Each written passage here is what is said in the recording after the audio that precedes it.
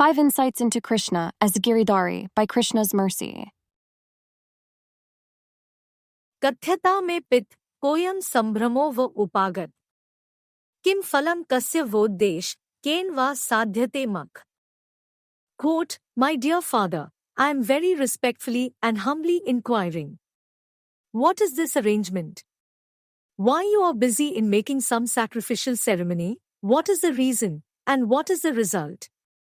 For whose benefit is it, and by what means will it be accomplished? Shrimad Bhagavatam 10.4.3. 1. Lifter of a mountain. In the Vaishnava tradition of spirituality, since the Almighty is known to be without limits, Ananta, there are so many names to describe him. A person may object to assigning any single form of address to someone so great. They may disagree with the tendency towards variety, for introducing added confusion in an area which is already nearly impossible to understand. The distinction exists because of a loving sentiment. There is a connection. Yoga is uniting the individual consciousness with the supreme consciousness. In the state of illusion, I am disconnected. This is from my perspective only. I feel alone, though I am never truly separated. It is something like experiencing a dream, hallucination, or impaired memory caused by some injury. When there is the connection, the return to the constitutional state, traveling back to Godhead through the mechanism of a shift in consciousness, there is so much bliss in the association of the divine that the expression of love cannot be limited. For this reason, the single Ishvara goes by many names, which include Giridhari. The literal translation to this name refers to a lifter of a mountain. In his avatara of Sri Krishna, God lifts the mountain known as Govardhan. This is a specific area of land which can still be found today. It is not a fictitious area, and neither is the incident a figment of the imagination or some story from mythology. Quote, The Lord is also known as Giridhari or Girivaradhari. Because Krishna, for the sake of his devotees, lifted Govardhan hill, the devotees appreciate the Lord's inconceivable strength, but non-devotees, in spite of directly perceiving the Lord's inconceivable strength and power, regard the Lord's activities as fictitious. This is the difference between a devotee and a non-devotee. Non-devotees cannot give any nomenclature for the Supreme Personality of Godhead, yet the Lord is known as Shyamsundara and Giridhari. Srila Prabhupada, Shrimad Bhagavatam 10-36 purport. 2. Holder of a mountain.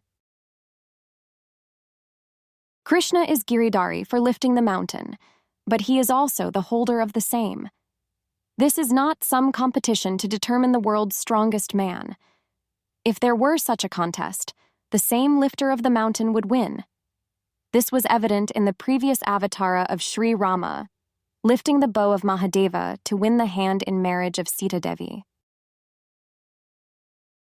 Krishna holds up Govardhan hill for 7 straight days. The hill rests upon the pinky finger of his left hand. The symbolism to this amazing feat is evident. This massive collection of earth, a hill which takes a significant amount of time to simply cross in full view by foot, rests on the weakest finger in the typically non-dominant hand. This is one indication of the limitless strength belonging to the one who is known as Bhagavan.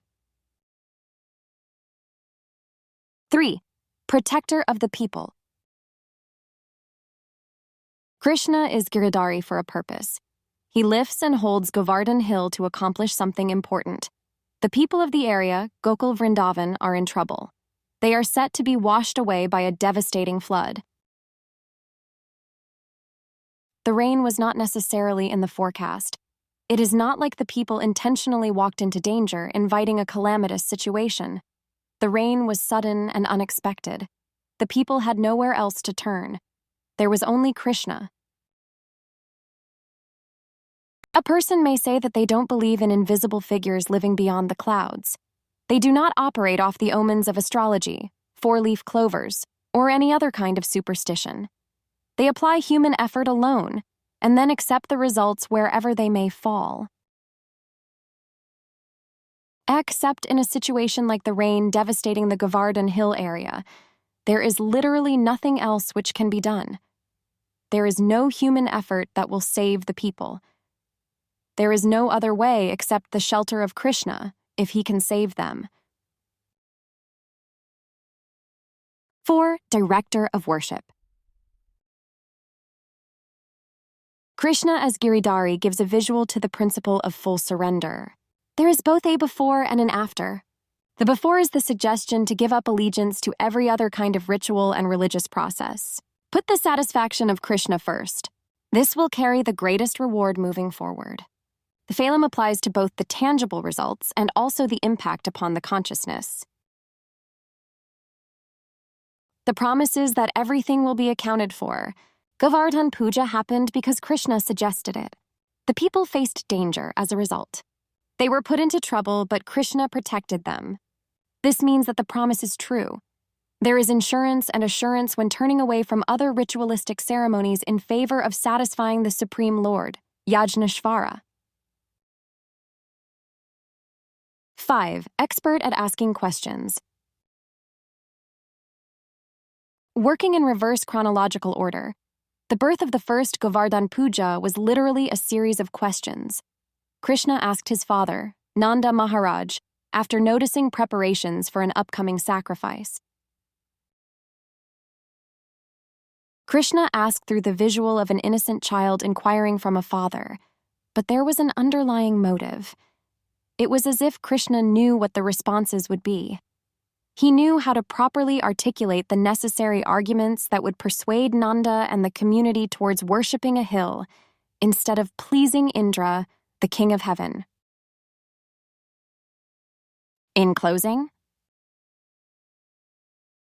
what hoping to do? Why so engaged are you? Perhaps something better in its place. Let's try the Govardhan space. Why is this option to choose? Nothing at all to lose. No room for hesitation or delay. Pleased when adopting this way,